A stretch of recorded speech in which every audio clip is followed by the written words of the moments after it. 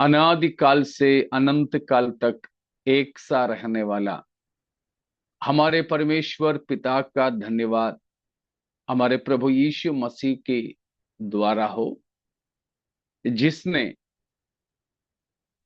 अपने इकलौता पुत्र को भी हमारे लिए रख नहीं छोड़ा, परंतु हम सबके लिए क्रूस पर मरने के वास्ते भेजा। हमें अपने आत्मा देकर छुटकारे के दिन के लिए हम पर मोहर लगाया हुआ परमेश्वर का महिमा मैं करता हूं और मृत्युंजय प्रभु यीशु मसीह के नाम से आप सभी जनों को मसीही वंदना, जय मसीह की। आज परमेश्वर के वचन की ओर अपना ध्यान को हम ले जाएंगे। प्रभु हमें बहुतायता से आशीषित करे।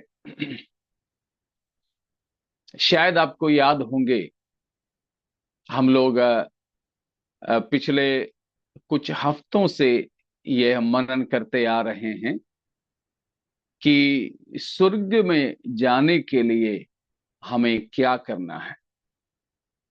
हमारे प्रभु यीशु मसीह आने वाला है।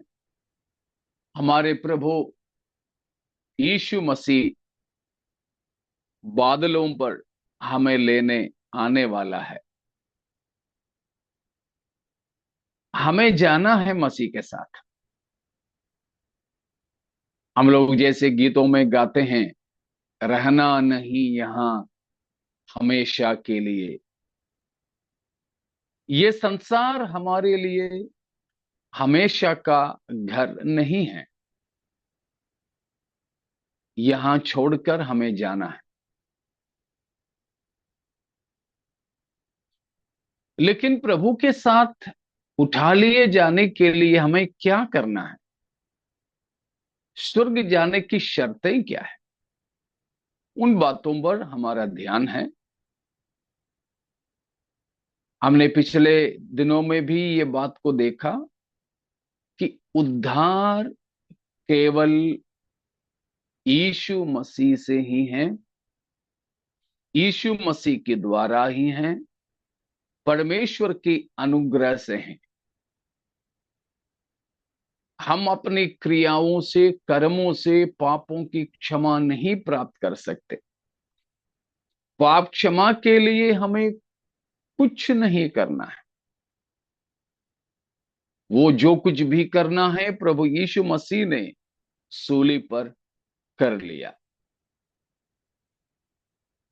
लेकिन यीशु मसीह पर विश्वास करने वाले हमको जीना कैसे है, ये बात को हम देख रहे हैं। उसमें हमने कितने बातों को देखे थे, कुछ याद है किसी को?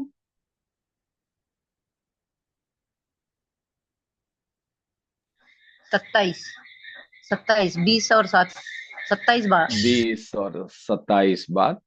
सबको 27 बात मिले ना? ठीक है। क्या था 27वां या 25, 26, 27? क्या क्या था बताइए। 25वां क्या था? धीरज धरना। धीरज धरना। धीरज धरना। हमें हिम्मत नहीं हारना है। ठीक है। 26वीं बात? यीशु मसीह के आने का निश्चय होना चाहिए। हमें निश्चय होना चाहिए। और 27वीं बात? प्रभु की इच्छा पूरी करनी है। पवित्र पवित्र बनना, पवित्र बने, हाँ, पवित्र। ठीक है। परमेश्वर की इच्छा को हमें पूरी करना है। तो परमेश्वर की इच्छा हमारे लिए ये है कि हम पवित्र बने। तो हमारे लिए परमेश्वर का सबसे बड़ा इच्छा हम पवित्र बने। संसार के लिए परमेश्वर की इच्छा है कि सब लोग मन फिराएं। लेकिन कलीसिया के लिए परमेश्वर की इच्छा ये है कि हम पवित्र बने। हमारी पवित्रता ही है परमेश्वर की इच्छा। उसके बारे में हमने थिस्सलुनीकियों की पहली पत्री में से पिछले समय मनन किए थे, या फिर हमने उन बातों को देखे थे। ठीक है, इतने में कुछ शक किसी को है तो आप पूछ सकते हैं।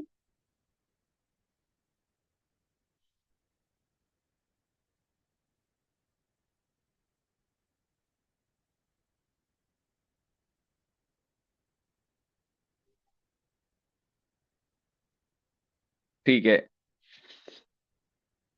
अगर कुछ नहीं तो हम आगे को देखेंगे। 28वीं बात,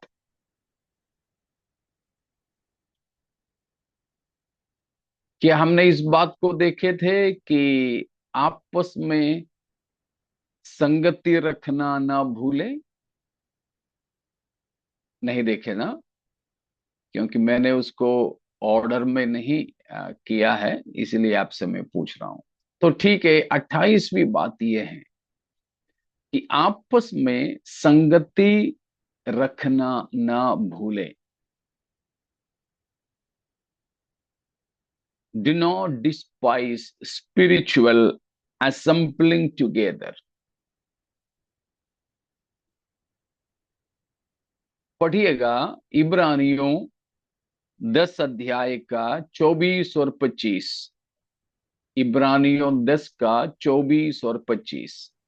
और प्रेम और भले कामों में उकसाने के लिए हम एक दूसरे की चिंता किया करें और एक दूसरे के साथ इकट्ठा होना न छोड़े, जैसे कि कितनों की रीति है, पर एक दूसरे को समझाते रहे, और ज्यों ज्यों उस दिन को निकट आते देखो, त्यों त्यों और भी अधिक यह किया करो। Praise God. हम इन दोनों वचनों में अगले विषय के लिए भी आएंगे। अभी हम ये देखते हैं कि जैसे 25वां पद में लिखा है कि एक दूसरे के साथ इकट्ठा होना ना छोड़े। हमें आत्मिक संगति रखना चाहिए। संगति मसीही जीवन में जरूरी है। परमेश्वर ने हमारे उद्धार के समय में हमको दो जगह पर मिलाया है। दो मिलन हुआ है, दो मिलन। एक है हमारा मेल मिलाप परमेश्वर के साथ तो हो गया, और दूसरा हमारे आपस में मेल मिलाप हो गया। ये दो मेल मिलाप परमेश्वर उद्धार के द्वारा हमारे जीवन में की है। ठीक है, उद्धार हम जब पाते हैं तो ये दो मेल मिलाप परमेश्वर करते हैं, या हमें मिलाते हैं परमेश्वर के साथ और पवित्र लोगों के भी साथ। पढ़िए इफिसियों 2 का 13 और 14। इफिसियों 2, 13, 14। पर अब मसीह यीशु में तुम जो पहले दूर थे, मसीह के लहू के द्वारा निकट हो गए हो, क्योंकि वही हमारा मेल है, जिसने दोनों को एक कर लिया और अलग करने वाली दीवार को जो बीच में थी ढा दिया। यीशु मसीह हमारे मेल है, यानी मेल मिलाप है। हम जो पहले परमेश्वर से दूर थे, लेकिन यीशु मसीह के द्वारा परमेश्वर ने हमको नजदीक लाया। पहले हम अलग अलग थे, लेकिन यीशु मसीह के द्वारा परमेश्वर ने हमें मिलाया मिलाया। तो हमारे मेल मिलाप एक तो परमेश्वर के साथ हुआ, दूसरा परमेश्वर के लोगों के साथ हुआ। ठीक है ना? पहले अलग करने वाली एक दीवार थी, यीशु मसीह की क्रूस की मृत्यु के द्वारा, मसीह के शरीर क्रूस पर मारा जाने के द्वारा वो दीवार को ढा दिया। अब इसीलिए हमें परमेश्वर की उपस्थिति में सीधे सीधे प्रवेश है। ठीक है, परमेश्वर के साथ भी और परमेश्वर के लोगों के साथ भी परमेश्वर ने हमें क्या कर दिया है? मिलाया है, मिलाया है। कई बार हम लोग पढ़ चुके, एक और वचन को पढ़ेंगे, दूसरा कुरिन्थियों 5 का 18वां वचन। दूसरा कुरिन्थियों 5 का 18। यह वे सब ये सब बातें जिसने हाँ, रोहन पढ़ो। हाँ, हाँ, जिसने मसीह के द्वारा अपने साथ हमारा मेल मिलाप कर लिया और मेल मिलाप की सेवा हमें सौंप दी है। परमेश्वर पिता ने यीशु मसीह की क्रूस के द्वारा संसार का परमेश्वर के साथ मेल मिलाप कर दिया। यानी हमारे मेल मिलाप परमेश्वर यीशु के द्वारा अपने साथ कराया। हम पहले परमेश्वर के दुश्मन थे, लेकिन यीशु के द्वारा हमें एक कर दिया। पहले हम आपस में भी लड़ने वाले थे, विशेष तौर पर यहूदी और यूनानी बनकर हम जुदे रहने वाले थे, जुड़ाई नहीं था।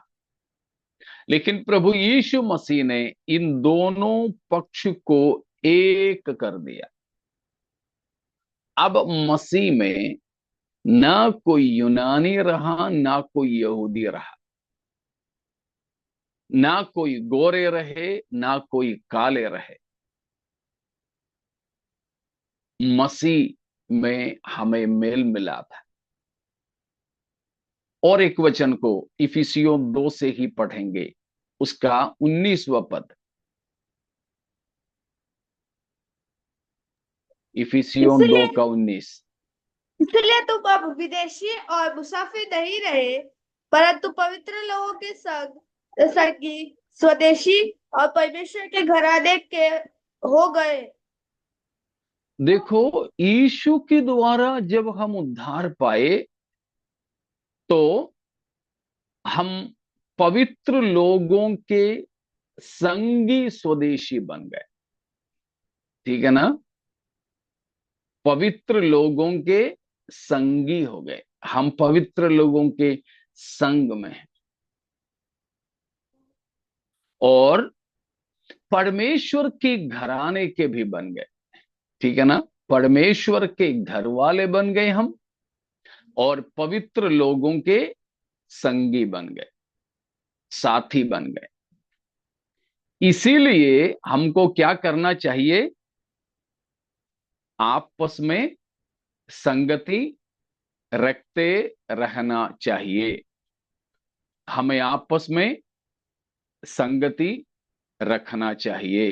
प्रभु यीशु के आगमन में जाना हो तो हमें अकेले अकेले फूट फूट करके नहीं रहना, हमें एक साथ मिलकर संगति रखते रहना जरूरी है।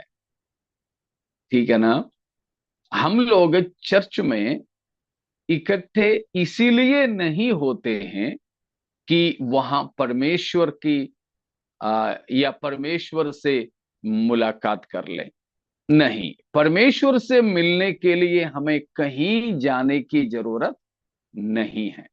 हम जहां हैं वहां हमारे परमेश्वर हैं, चाहे घर में, चाहे स्कूल में, कॉलेज में, बाजार में, कहीं पर भी हो, हमारे परमेश्वर की उपस्थिति हमें बराबर मिलता है जहां हम हैं वहां बढ़।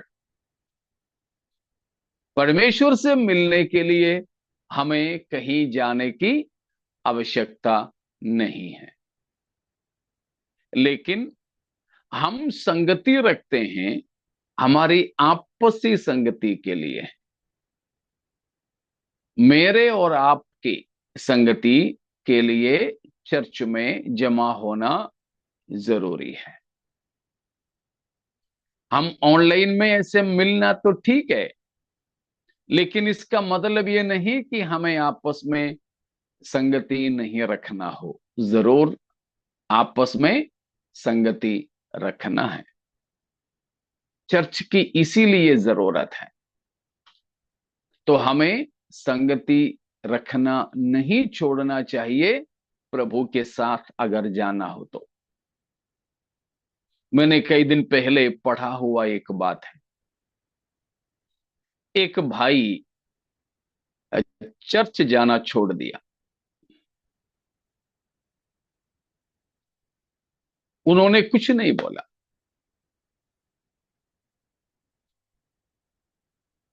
पास्टर ने भी उनको कुछ नहीं बोला, लेकिन पास्टर ने देखा कि कई दिन से ये चर्च आ नहीं रहा है। ठंडी इलाका था, तो ये पास्टर एक दिन शाम के वक्त ये भाई के घर में गया। भाई ने दरवाजा खोला, पास्टर अंदर गया, बैठ गया। कोई बातचीत नहीं आपस में, न पास्टर कुछ बोल रहा है न ये विश्वासी। ठंडी की मौसम था तो वहां आग जल रहा था। लोग आग ताप रहे थे, परिवार के ही लोग। तो ये पास्टर भी जाके उन्हीं के साथ में आग तापने बैठा। सब लोग बड़े आराम से लेकिन चुपचाप से आग ताप रहे हैं, कोई कुछ नहीं बोल रहे हैं। थोड़ी देर के बाद पास्टर ने उस जो भट्टी जल रही थी या फिर जो अंगीठी जल रही थी, उसमें से एक लकड़ी को निकाल के बाहर रख दिया। हमें मालूम है कि कई लकड़ियां एक साथ में डाल के जलाते तभी तो लोग ताप सकते हैं। उनमें से एक लकड़ी को पास्टर ने निकाल के अलग रखा। आपको पता है क्या होगा? थोड़ी देर और अंगार में वो जलती रही, उसके बाद जो आग है बुझ गए। बुझने के बाद क्या होता है? धुआं। हाँ, धुआं छोड़ने लगे। धुआं छोड़े तो उधर बैठे सब लोगों की आंख में नाक में धुआं घुस गए। सब छींकना खांसना शुरू। किसी की आंख से पानी आ रहे, किसी नाक से पानी आ रहा। तब भी कोई कुछ नहीं बोल रहे हैं। थोड़ी देर और बैठकर पास्टर वहां से उठ के निकल गया। न घर में प्रार्थना किया, न घर वालों को कुछ बोला, बस पास्टर चलते बने। लेकिन वो गेट पार नहीं किया, उससे पहले एक घर का भाई दौड़कर गया, पास्टर को रोका और उन्होंने माफी मांगा। पास्टर ने कुछ नहीं बोला, आपस में कोई बातचीत नहीं हुआ, शायद जय मसीह की तक नहीं किया। लेकिन ये भाई जाकर के माफी मांगने लगा। किस लिए?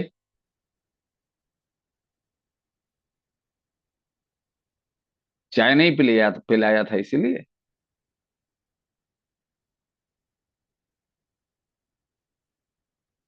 पास्टर ने वो लकड़ी को अंगार में से या चूल्हे में से निकाल के अकेला रखकर वो भाई को एक बड़ा सबक सिखा रहा था। समझ में आया आपको?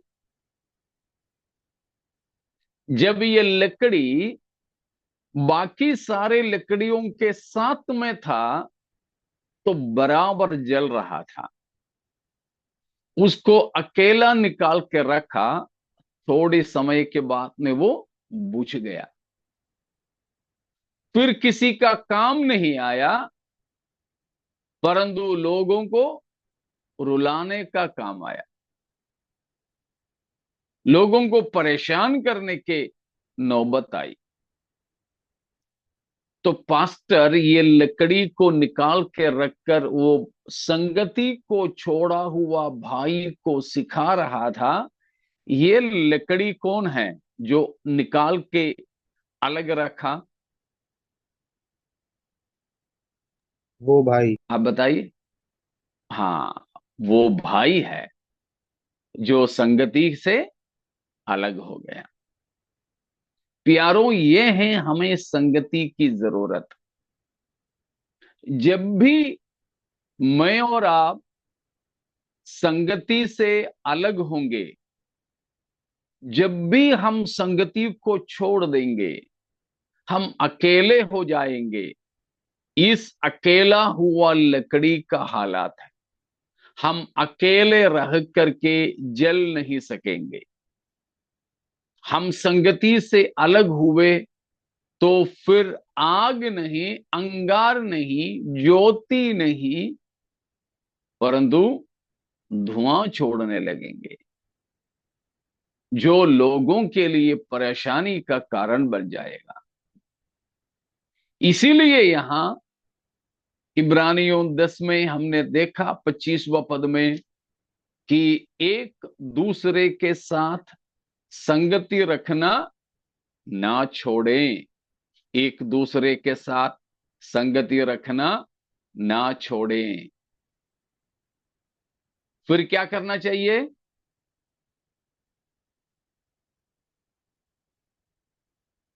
संगति अरे रखनी साथ, चाहिए। वहां कुछ लिखा है और कुछ एक दूसरे को समझाते रहे।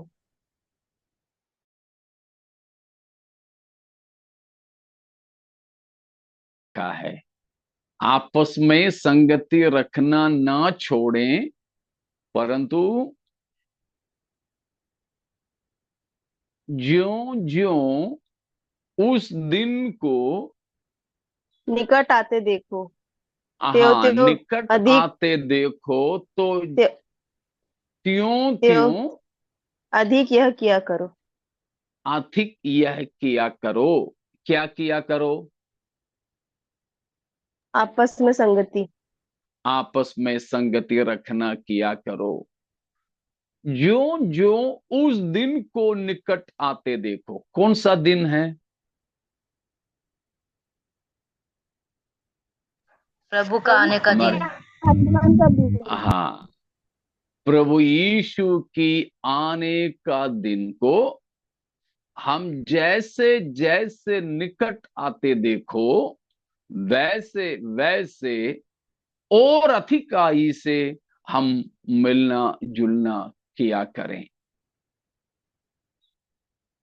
लेकिन कई बार तो हम लोग त्योहारी मसीह बन जाते हैं।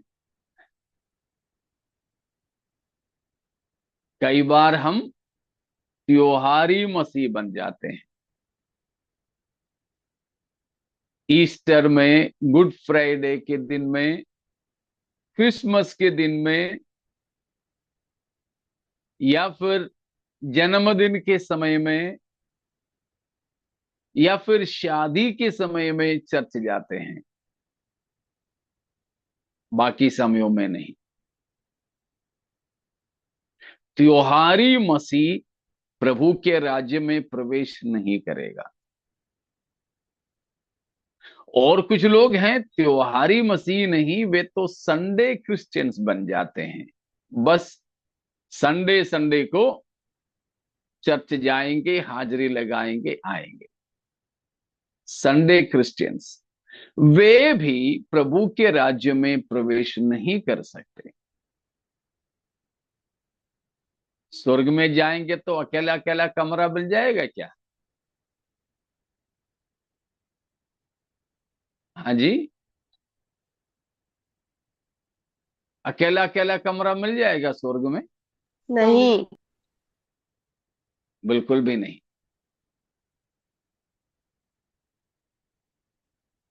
वहां सारे संत लोग मिलकर रहते हैं। ठीक है ना? सारे संत मिलकर रहते हैं। और वहां त्रिएक परमेश्वर है।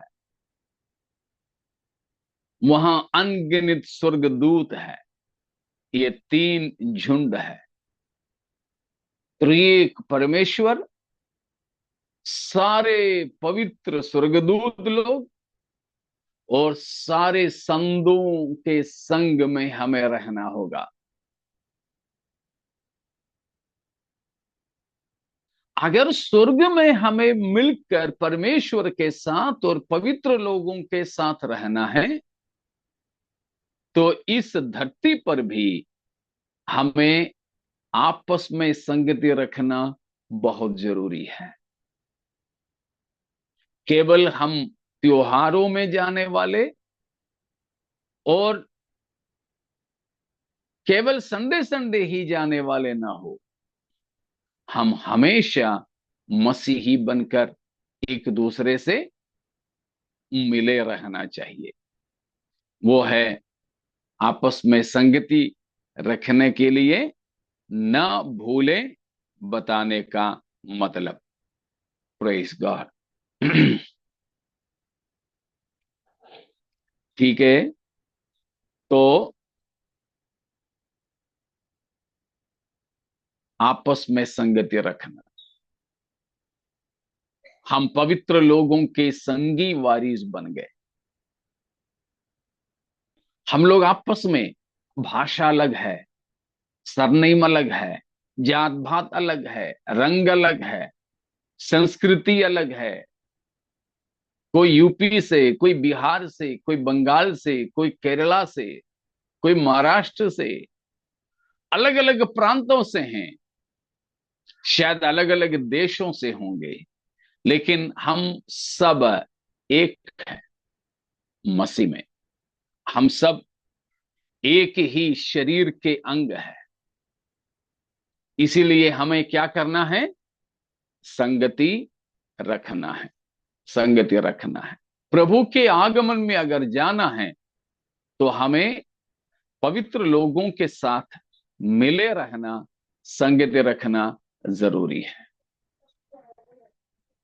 समझ में आए इतना? इतने में कोई शक है तो पूछिए।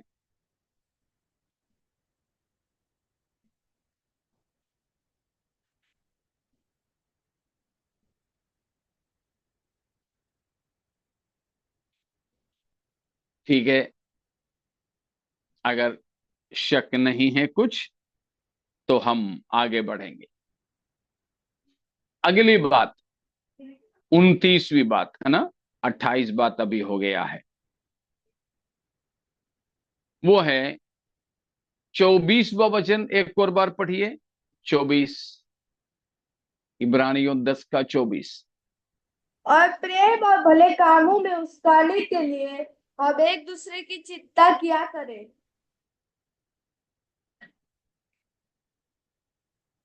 आपस में हमें संगति तो रखना है, लेकिन संगति रख के क्या करें? गोलगप्पा खाएं? एक दूसरे की चिंता करें। एक दूसरे की चिंता किया करें। और कुछ बात लिखा उधर? प्रेम और भले कामों के लिए उसका है। एक दूसरे को प्रेम में और भले कामों के लिए उकसाते रहें। उत्तेजन देने, हाँ, उत्तेजना प्रोत्साहन देना करने, है, प्रोत्साहन करने। प्रोत्साहित करना है। जरूर।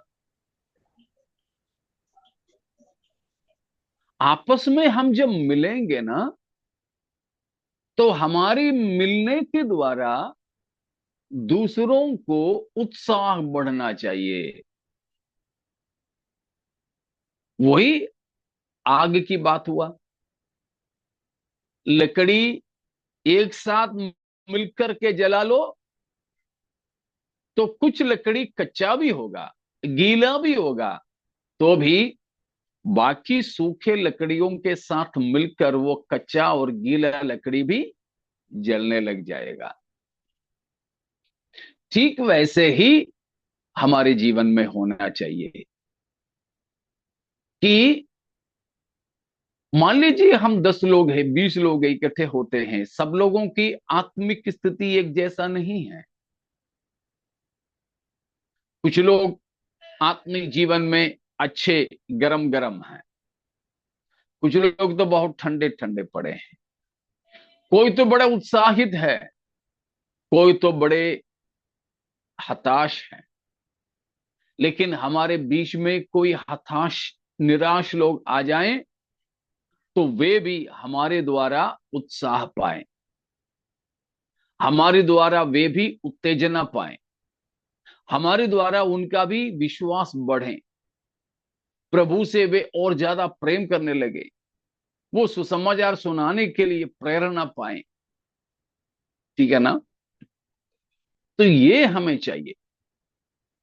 प्रभु की आगमन के दिन को ज्यों ज्यों निकट आते देखो, ये हमें त्यों त्यों करना होगा कि एक दूसरे को हिम्मत दिलाए, हियाब दिलाए, हमारे गीत के द्वारा, हमारे गवाही के द्वारा, हमारे रहन सहन के द्वारा, हमारे भक्ति के द्वारा, हमारे प्रार्थना के द्वारा, ठीक है, हम दूसरों को उत्साहित करने वाले बन जाएं, ना ही हम दूसरे किसी को गिराने वाले बन जाएं। कई बार क्या होते हैं, आपस में मिलते हैं तो मैं तू वाली बात होती है। कई बार क्या होता है, लोग मिल जाते हैं तो इधर उधर की बातें चलती हैं, गिरे हुओं की बात, पाप की बात, सांसारिकता की चीजें बांटते हैं, जिससे कोई उन्नति नहीं होता किसी को। परंतु हमको चाहिए कि हम एक दूसरे को हियाब देते रहें, हियाब देते रहें। हम बोले तो सुनने वालों को आत्मिक उन्नति हो जाना चाहिए। ठीक है ना?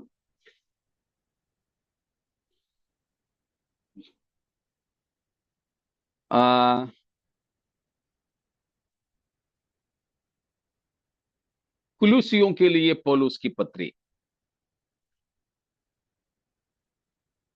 कुलूसियों के लिए पौलुस की पत्री, 3रा अध्याय, उसकी 16वां वचन को पहले पढ़ेंगे। मसीह के वचन को अपने हृदय में अधिकाई से बसने दो और सिद्ध ज्ञान सहित एक दूसरे को सिखाओ और चिताओ और अपने अपने मन में अनुग्रह के साथ परमेश्वर के लिए भजन और स्तुति गान और आत्मिक गीत गाओ।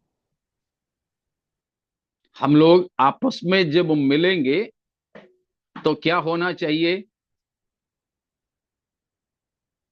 अपने अपने हृदयों में परमेश्वर की स्तुति और भजन की गीत गाना चाहिए, और साथ ही साथ क्या करना है? आपस में बोलो ना, आपस में क्या करना है? स्तुति गान और आत्मिक गीत गाया करो।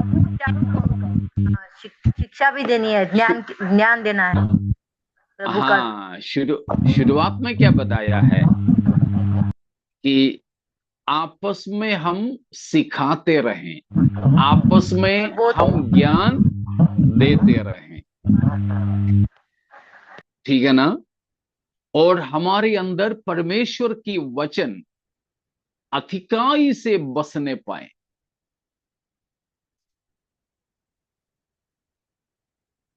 मच्छी मार्केट में घूमकर आने वाला मछली ना ले ले और मच्छी को ना छुए तो भी मच्छी मार्केट में घूमकर आ जाए एक आदमी तो बाकी लोगों को पता चल जाएगा ये तो मच्छी मार्केट से आ रहा है।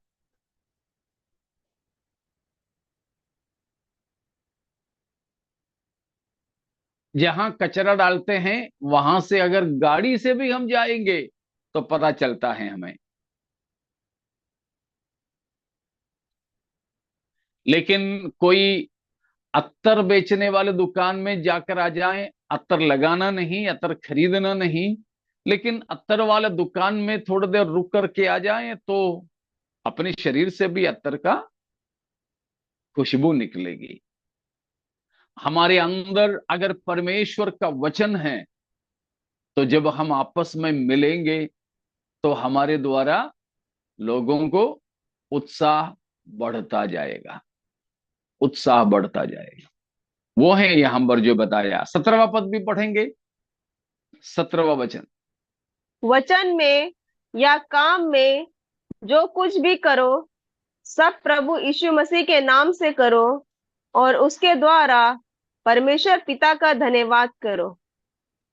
जब भी हम एकत्रित हो या अकेले में हो, हम बोलें कुछ या करें कुछ, सब कुछ मसीह के नाम से हो, पिता परमेश्वर की महिमा के लिए हो। जब ऐसा हम संगति रखेंगे ना तो हमारी संगति के द्वारा दूसरों को क्या मिलेगा? उत्साह मिलेगा, हिम्मत मिलेगा, उनका विश्वास बढ़ेगा, उनका आशा बढ़ेगा, हमें देख करके वे प्रेरणा पाएंगे। मैं आपसे पूछना चाहता हूं, अभी की हालात में हमारी गवाही सुनने से और हमारे शक्ल देखने से लोग और हिम्मत पाते हैं तो और उनका हियाव छूट जाता है।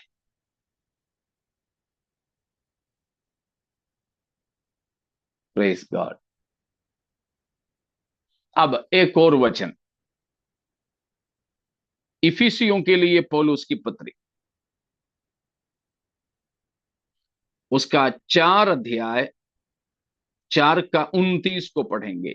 4:29, 4 का 29। को, कोई कोई गंदी कोई गंदी बात हाँ, अन्नो पढ़ लो। तो बोले, कोई गंदी बात तुम्हारे मुंह से न निकले, पर आवश्यकता के अनुसार वही निकले जो उन्नति के लिए उत्तम हो, ताकि उससे सुनने वालों पर अनुग्रह हो। हाँ, किसी किसी भाषा में ऐसे लिखा है, तुम्हारे मुंह से निकलने वाली बातें नमकीन होना चाहिए। बिना नमक का कोई खाना दें, कितना भी अच्छा खाना बना हो, स्वाद लगेगा? बिल्कुल नहीं ना। तो यहां बताया है, जब हम आपस में मिले ना, आपस में फोन से भी बातें करें तो हमारी मुंह से ऐसी बातें ही निकले सुनने वालों पर अनुग्रह हो। इसलिए बोलने से पहले सोचना, बोलने से पहले सोचना, मेरी ये बात सुनने वालों को आत्मिक उन्नति दिलाएगा, भावनात्मक उन्नति दे पाएगी, या किसी को गिराने का काम आएगा? समझ रहे हो ना? आप लोग मेरे साथ है ना? बिल्कुल इस बात पर ध्यान दे, हमारे मुंह से ऐसी कोई बात ना निकले जो दूसरों को गिरा दे, दूसरे को उठाए नहीं। हमारे मुंह से ऐसी कोई बातें ना निकले जिसको सुनने से लोगों को अनुग्रह ना बढ़े। सावधान, प्रभु यीशु के आगमन में अगर जाना है तो हम क्या करने वाले होना चाहिए?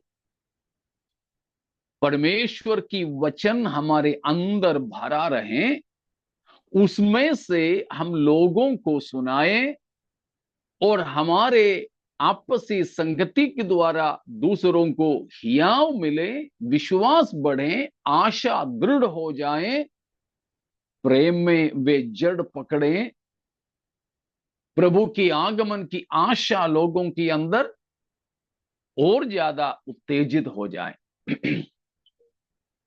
परंतु किसी का हियाव को तोड़ने, भक्ति को तोड़ने वाली बात कभी हमारे जीवन में नहीं होनी चाहिए।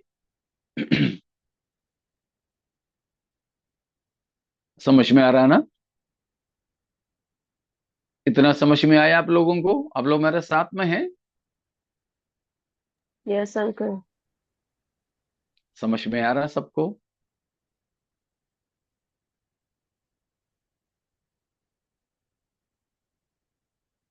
नहीं आ रहा? आप लोगों को कोई जवाब नहीं आ रहे मुझे? आ रहा है अंकल। आ रहा पास, अब अच्छे से आ रहा है। ठीक है, ओके। मुझे याद है, मैं प्रभु की सेवकाई में अब करीब 32 साल हो गया। 32 साल। करीब 31 साल पहले की एक बात मुझे याद आता है। मेरी सेवकाई की शुरुआत के समय लड़का था मैं। मेरे लड़कपन में मैंने सेवकाई शुरू किया था। एक चर्च का पास्टर था। सबसे पहला व्यक्ति को मैं प्रभु में ले आ रहा था, एक नास्तिक था। वो एक नास्तिक व्यक्ति को सुसमाचार सुनाने का अवसर मिला। कई समयों तक उसको मैंने अपने साथ में रखा और उसका शंका शक दूर करता रहा। वो नास्तिकवाद की पुस्तकों को छोड़ा, बाइबल पढ़ने लगा, दूसरों को सुसमाचार सुनाने लगा। वो लगातार हमारी संगति में आता था, बहुत उत्साहित होकर प्रभु में बढ़ रहा था। बपतिस्मा तो नहीं लिया, लेकिन बपतिस्मा के लिए तैयार हो रहा था। लेकिन हमारी कलीसिया छोटी तो थी उस समय, लेकिन 2 परिवार, उनमें से कुल तो उस समय हमारी कलीसिया में मेरे ख्याल से 4 या 5 परिवार ही थे। उनमें से 2 परिवार के लोग ये जो नया नया नास्तिकवाद से प्रभु में आया आ रहा भाई को साथ में लेकर कुछ कुछ बातें किया। उनकी बारे में, मेरी बारे में ऐसी बातें किया कि ये भाई विश्वास से बिल्कुल दूर चला गया। हम लोगों से भी वो दूर चला गया। अभी मुझे नहीं पता वो कहां है। मैं अभी भी ढूंढता हूं। सोशल मीडिया में भी मैं उसको ढूंढता हूं, कहीं मिल जावे करके। उस समय के मेरे मित्रों से मैं पूछता हूं। वो फौजी था, तो फौज में जो भी कभी मुलाकात करते हैं तो मैं उसके बारे में पूछता हूं। तो अभी तक पिछले 30-31 साल हो गए, कोई पता नहीं उसका। कहने का मतलब, 2 विश्वासी परिवार आपस में मिलकर इस भाई के सामने जो बातें किया, वह इस विश्वास में आने वाला भाई को गिरा दिया। हमारे मुंह से कभी ऐसी बातें ना निकले। चाहे प्रेयर मीटिंग के समय में हो, मीटिंग के बाद में भी हम लोग तो मिलते हैं ना। मैं देखता हूं कि 1.5 घंटे का मीटिंग है तो बिल्कुल अगर 1 घंटा 35 मिनट हुआ तो लोग परेशान हो जाते, बोलते अरे 5 मिनट लेट हो गया, लेट हो गया। उसके बाद चाहे तो 2 घंटे वहीं खड़े खड़े वे लोग बातें करेंगे, प्रेयर मीटिंग में नहीं बैठेंगे। इसीलिए मैं कहता हूं कि चाहे मीटिंग के समय में, संगति के समय में हो, या उसके बाद हम लोग आपस में मिलते हैं तब हो, कभी भी हमारी बातों से दूसरे को ठेस न पहुंचना चाहिए, किसी की विश्वास गिरना नहीं चाहिए, किसी का प्रेम ठंडा नहीं होना चाहिए, किसी की आशा टूटना नहीं चाहिए। ठीक है, परंतु आपसी प्रेम बढ़े, मसीह से प्रेम हमारे और दृढ़ हो, प्रभु के आगमन की आशा में हम निरंतर बढ़ते जाएं। प्रभु के आगमन में जाना है तो हमें उस प्रकार कार्य करना होगा। ठीक है, इतना समझ में आ गए? इतने में कोई शक है तो पूछिएगा। आज हमने 28वां और 29वां बात को देखा।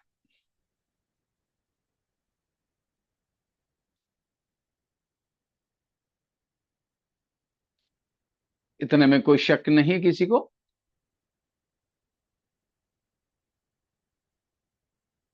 तो ठीक है, 30वीं बात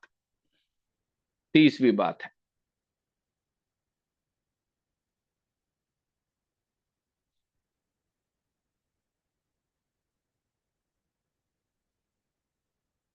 मरणहार कोई पाप ना करे। मरणहार पाप ना करे।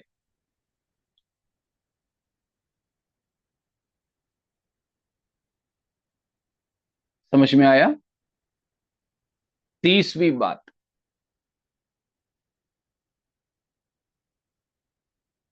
पहला यूहन्ना 5 अध्याय, पहला यूहन्ना 5 अध्याय का 16वां वचन। यदि कोई अपने भाई को ऐसा पाप करते देखे जिसका फल मृत्यु न हो, तो विनती करे, और परमेश्वर उसे उनके लिए जिन्होंने ऐसा पाप किया है जिसका फल मृत्यु न हो, जीवन देगा। पाप ऐसा भी होता है जिसका फल मृत्यु है। इसके विषय में मैं विनती करने के लिए नहीं कहता। पाप ऐसा भी है जिसका फल मृत्यु है। इसलिए मैंने कहा कोई भी व्यक्ति मरणहार पाप ना करे। मरणहार पाप ना करे। उसी के साथ ही साथ में 31वीं बात भी बताता हूं, तो दोनों एक साथ में विवरण करूंगा। 31वीं बात, कोई भी पाप में बने ना रहे। कोई भी पाप में बने ना रहे। डू नॉट कंटिन्यू इन सिन। कोई भी पाप में बने ना रहे।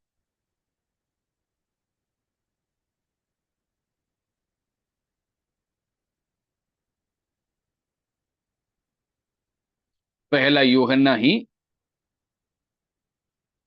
3 का 9वां वचन को पढ़ेंगे।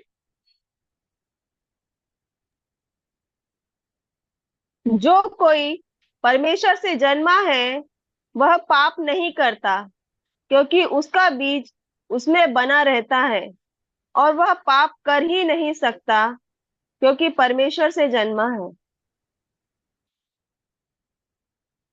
यूहन्ना बताता है कि हम परमेश्वर से जन्मे हैं। हमारे बाप कौन है?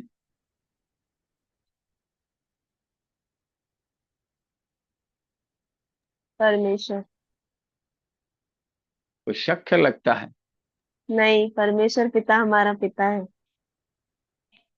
तो कोई बोल ही नहीं रहे हैं, इसलिए ऐसे कि शक है। हमारे मानवीय बाप हैं, कोई शर्मा होगा, कोई वर्मा होगा, ठीक है, रहने दो। लेकिन हम सबके पिता एक ही है, परमेश्वर।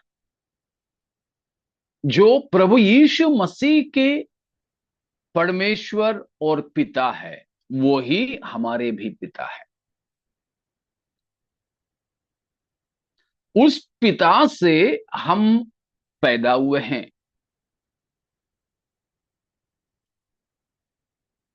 यूहन्ना 1 का 13वां वचन को पढ़िएगा। हमारे जन्म के बारे में वहां लिखा है, यूहन्ना 1 का 13। वे ना तो लहू से न शरीर की। वे, रुको रुको अनु, वे कौन, कौन है हम ये वे? हम हम 12वां वचन में जिनकी बारे में कहा है, उनके बारे में है वे। आपने जो कहा हम, वो सही परमेश्वर है। से जन्मे वे हाँ, जो परमेश्वर से वे जन्मे। को जो परमेश्वर से जन्मे, अर्थात जो 12वां पद में बताया है, जो उसके नाम पर जो विश्वास करते हैं। करते हैं उनको।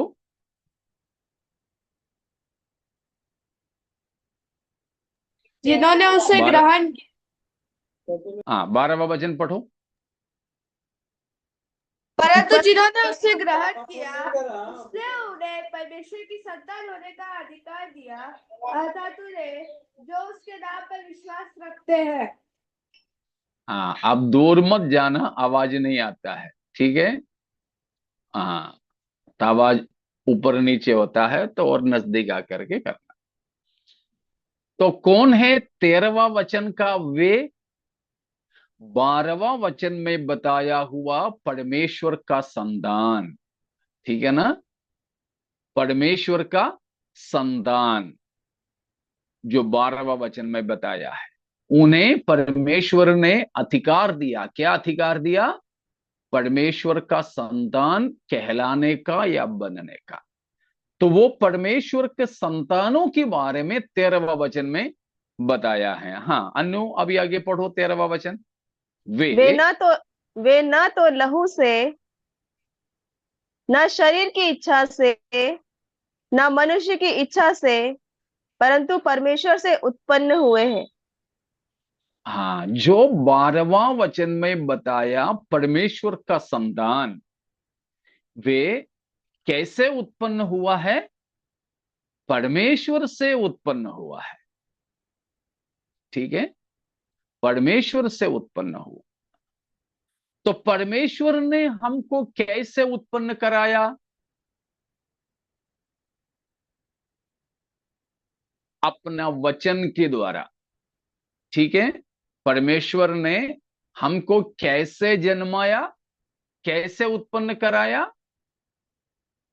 उसके वचन के से। वचन के द्वारा। वही हमने पहला यूहन्ना 3 का 9 में पढ़े, या उसके साथ ही साथ में पहला पतरस 1 का 23 भी पढ़ लो।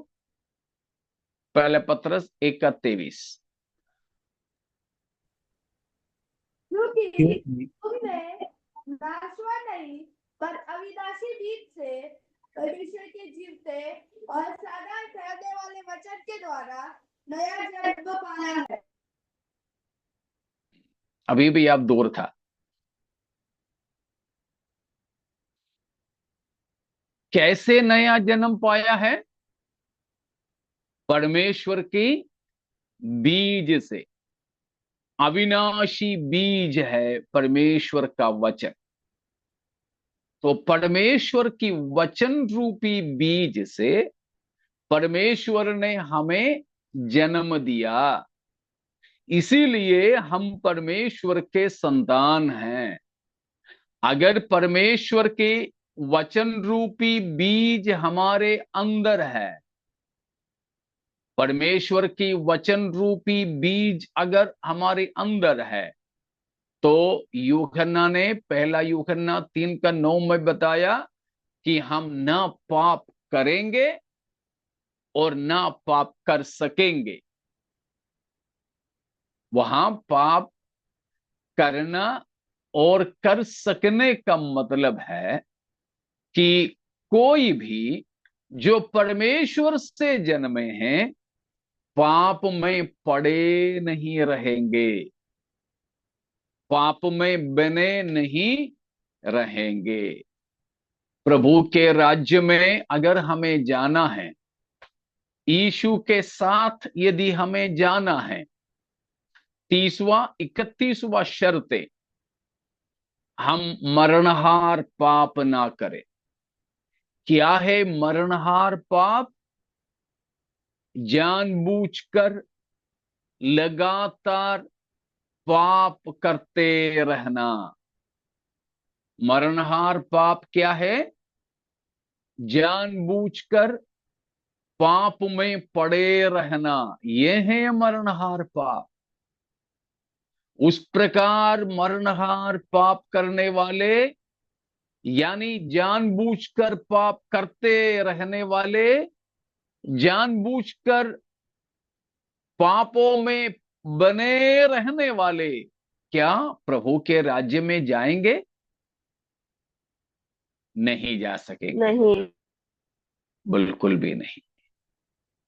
इसीलिए हमको चाहिए, हमारे जीवन में अगर कोई पाप हुआ है, तुरंत हम उसके लिए माफी मांगना, तुरंत उसके लिए समाधान करना। पाप में हमें बने नहीं रहना चाहिए। समझ में आ रहा ना? पाप में हमें पड़े नहीं रहना चाहिए। हमारे कलीसिया के विश्वासियों को याद होंगे, मैंने एक दृष्टांत से पहले एक बार कहा था। एक पुलिया है, एक पुलिया, वो पुलिया के नीचे पूरा कीचड़ है। वो पुलिया से एक बार एक बकरी की बच्ची जा रही थी, पैर फिसल के उस कीचड़ में गिर गए। क्या करेगी वो?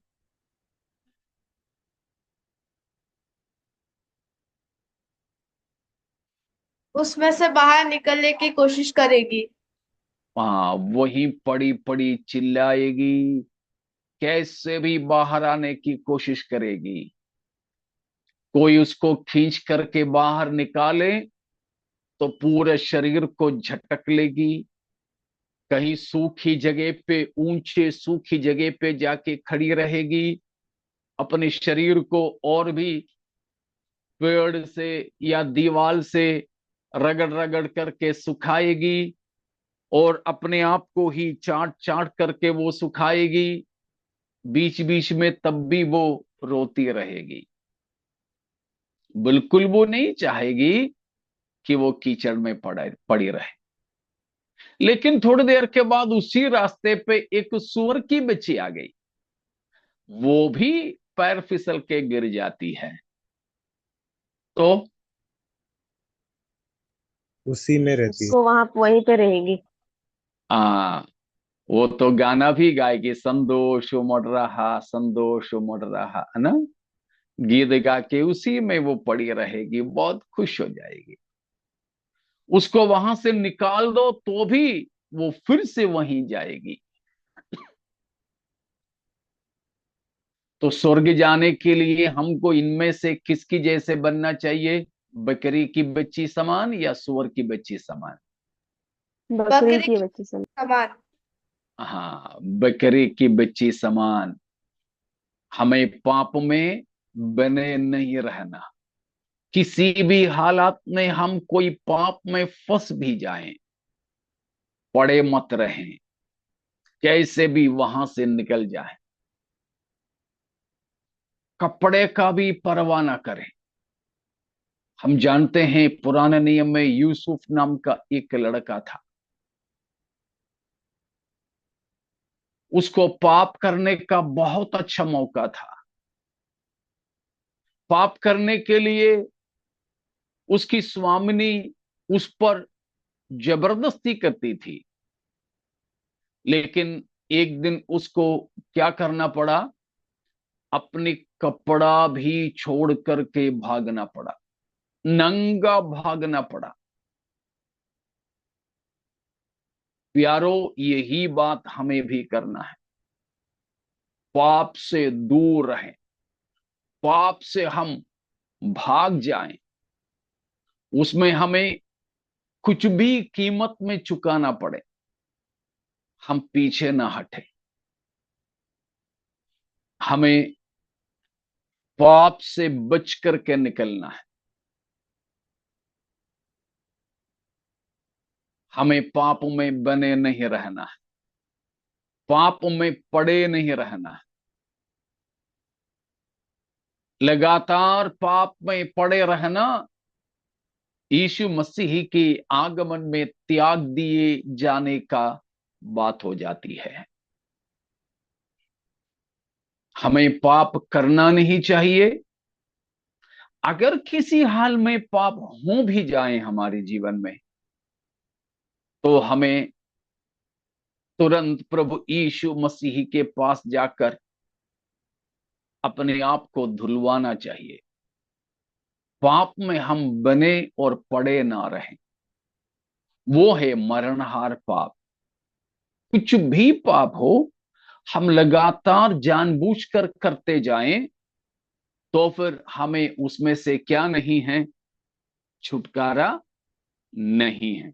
एक और वचन पढ़कर हम आज की अध्ययन को समाप्त करेंगे। इब्रानियों के लिए पत्रिका 10 अध्याय, इब्रानियों 10 अध्याय का 26वां वचन, 26 और 27। क्योंकि सच्चाई की पहचान प्राप्त करने के बाद यदि हम जानबूझकर पाप करते रहे तो पापों के लिए फिर कोई बलिदान बाकी नहीं।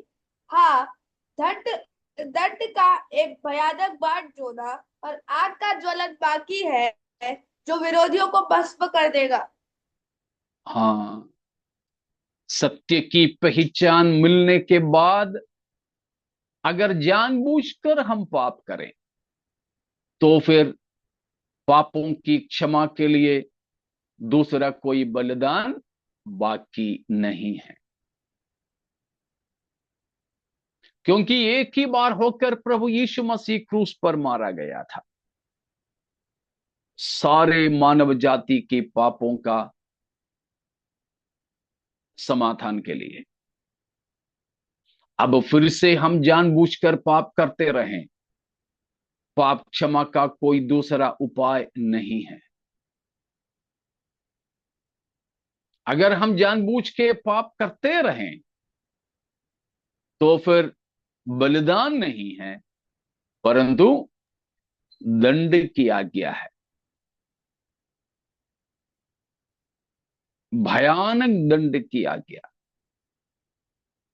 आग की झील की ही उम्मीद होगा, प्रभु के साथ जाने का नहीं। तो आइए प्यारो, आज हम अपने जीवनों को समर्पित करें। हमारे प्रभु यीशु शीघ्र आने वाला है। हमारे प्रभु की आगमन के लिए हम तैयार हो जाएं। तैयार होने के बारे में आज हमने 4 बातों को सीखा। 4 बातें। पहला है, आज हमने सीखे पहली बात, आपसी संगति। आपस में संगति। आपस में संगति रखना ना छोड़ें। और दूसरा, प्रेम के साथ भले कामों के एक दूसरे को प्रोत्साहित करें। दूसरों को प्रोत्साहित करते रहें और हिम्मत देते रहें। और तीसरी बात,